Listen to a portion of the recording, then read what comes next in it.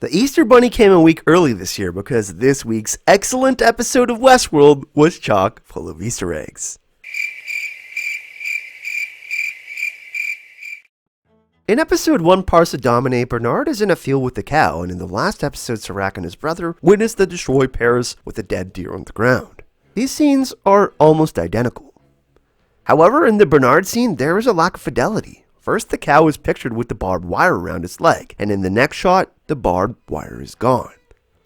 I wonder if this is an inconsistency between the real world and the mirror world Dolores spoke about to Caleb. Or is it merely an inconsistency in Bernard's perception of his reality? Bernard has a weird flashback to his son, who he now knows isn't even real, when he sees the other child outside of the park with Stubbs at the beginning of the episode. So we know he is distressed by his past regardless of whether he is self-aware that it is a fiction. Speaking of being distressed, we have William going through it in this episode. What does welcome to the end of the game mean? Is William a host, or is he just at the end of his life? Seeing Dolores in blue again, but with the reversal of the power dynamic between her and William, is very interesting. Dolores' blue dress character costume design was actually partially based on Alice in Wonderland. In this season, we see a ton of mirror imagery which actually harkens to Through the Looking Glass. In this sequel to Alice in Wonderland, Alice returns to Wonderland through a mirror and eventually makes her way to the end of the chessboard to become a queen. In the scene, she returns to William after putting him in check within the institution and asserts her dominance over him like a dominating chess piece. Episode 7 of Season 3 is called Passed Pawn, so there is definitely some credence here to a bigger game of chess being played. I will be dropping a video on the next 4 episode titles and what they could possibly mean and foreshadow for future episodes, so be on the lookout for that video this Sunday. The cover of Wicked Games by The Weeknd in the Masquerade party scene was awesome. The lyrics match the scene really well. The song starts, "I left my girl back at home, I don't love her no more, and she'll never fucking know that." We see Liam at the sex party trying to get over Dolores, who he still assumes is dead. The song also goes on to describe paying women for sex and taking drugs. Get you dancing with the devil. We now know genre is a drug and also the name of the next episode. We see it being used at the sex party, but this may not be the only time we see genre in this episode. We see Dolores pokes William with a needle as he is being taken away to the institution. The needle she injects appears to shoot William with genre at the end. We see him hallucinate afterwards. Dolores points to her temple after the scene where she fights Stubbs near Roderick that took genre. We have to remember he was the one who said the simulation with the simulation joke in episode 1, Parsa Domine. That is actually the part of the brain that produces drug-like effects on people when they have spiritual experiences. This also connects to the scene we spoke about earlier with Serac and the dead deer on the ground. There is a deer motif on the ceiling where Serac and Maeve are having drinks in Singapore, connecting to the dead deer on the ground in the nuclear explosion fallout scene. We discussed the meaning of this in the episode 4 breakdown, where deers are symbolic in the Christian faith and represent honor, mercy, and values centered around compassion. It's clear Serac's faith is shaken due to the thermonuclear divergence in Paris in 2025. But was the death of that deer representing the death of Serac's honor, mercy, and compassion? Serac made a choice to build Rehoboam, just like William says he had made the choice to accept killing his daughter as a sort of penance that he will carry with him through the rest of his life. But we find out that it was Emily's dying wish that he experienced a suffering and pain like no other. Her wish has now come true, as Dolores states to William while he is in the mental institution that he is now a prisoner of his own sins. Emily is also behind William in the mirror scene, much like she was behind him in the forge scene when she asked him the question about what he truly wants. William, of course, says he doesn't want to be told by any system that he doesn't have free will. And we have Dolores in the last episode letting William ask the big question of, am I me? This interestingly enough connects to William's name, Will I Am. I am being at the core question of free will, and William being at the core of that plotline. I have to wonder, even though Dolores put William into the mental institution, if he somehow will end up on her team. He has always been searching for free will, and this season is setting up a big showdown between Dolores versus Serac and Rehoboam. Dolores represents the side fighting for free will, and Serac and Rehoboam represent the side fighting for determinism, so something has to give in this season. The print log on the tablet shows 5 bodies that Dolores printed at Arnold's house, 3 female and 2 male.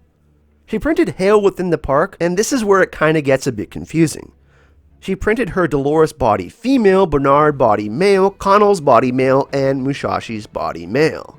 This actually does not match the male to female ratio on the tablet's print log. There are one too many dudes and not enough ladies. Does this mean Maeve was still inside a simulation when she confronted Musashi Loris? If she isn't in the real world during the scene, then Rehoboam predicted Dolores' strategy wrong, and it might not know she is replacing real humans with host copies of herself. At the beginning of the episode, Bernard says Arnold's house was never finished, yet Maeve and Serac enter a completed building.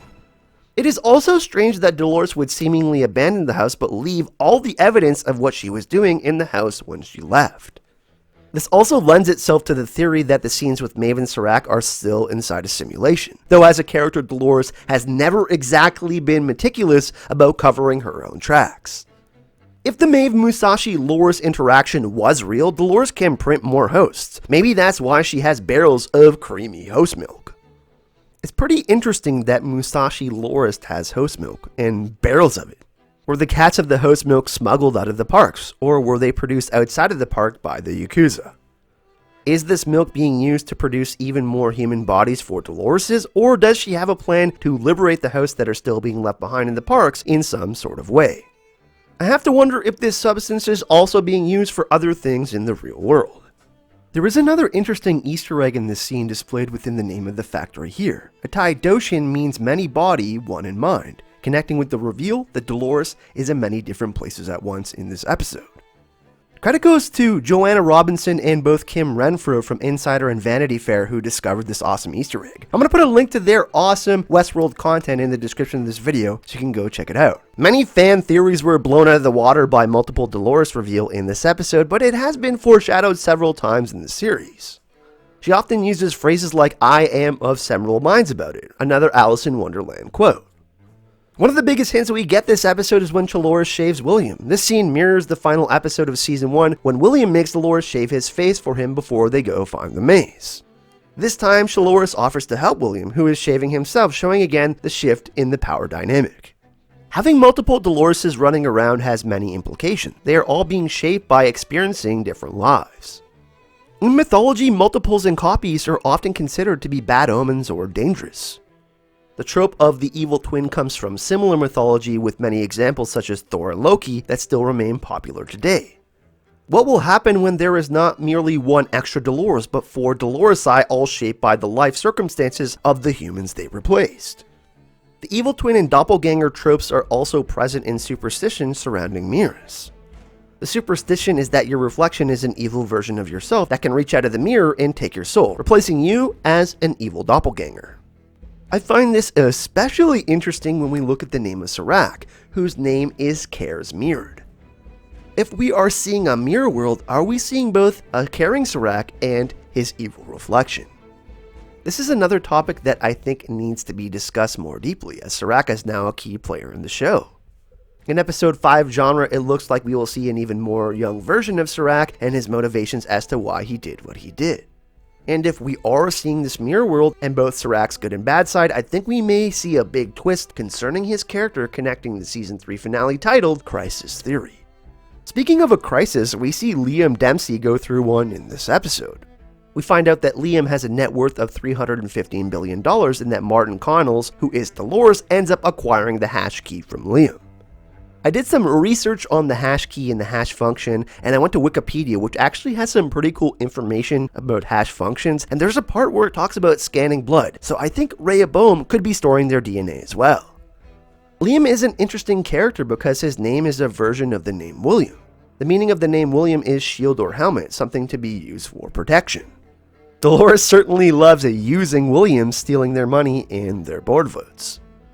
While she plays the role of being protected by both Williams, she is powerful in her own right, possesses robot immortality first in the park and then because of her copies. Instead of hiding behind either of these men, Dolores is seen wielding William and Liam's power, less to protect herself and more like Captain America's shield bashing her enemies like a true American Mother of Exiles. We don't know much about Liam yet, but he is trusting and has some daddy issues. It will be very interesting to see if said daddy issues and control issues within his own company make him flip against Serac. Maybe his propensity to flip on his business partner is what Dolores read in his book in the Forge, and why she chose not to replace him with a host copy. Episode 5 is titled Genre, which is interesting because genres are a form of categorization. So perhaps in the next episode we will see a more clear distinction between how the Forge and Rehoboam categorize humans into different classifications. The episode 5 trailer teased Liam and Caleb fighting on the beach, and there is a book in the Forge called The Man on the Beach, so it will be interesting to see if something comes of this, since there are a lot of connections with characters and beaches. A big shout out to Bunny for helping with this video. She is a big fan of Westworld and part of the Azor Hype Westworld team, so let's show her some hype and love in the comment section. Also, if you want to message her and chat about Westworld, you can find her on Reddit at Bunnies and Cookies, or catch her late night live streams on Twitch at twitch.tv/PrincessBunnyWarrior. I'm going to put the link to all of her social media in the description of this video. What were your favorite Easter eggs from the episode that we may have missed? Let us know in the comment section at which Easter eggs really stood out to you and what you would like us to take a look in a future video. Thanks for watching, and I'll see you all in the next video. Hype and love.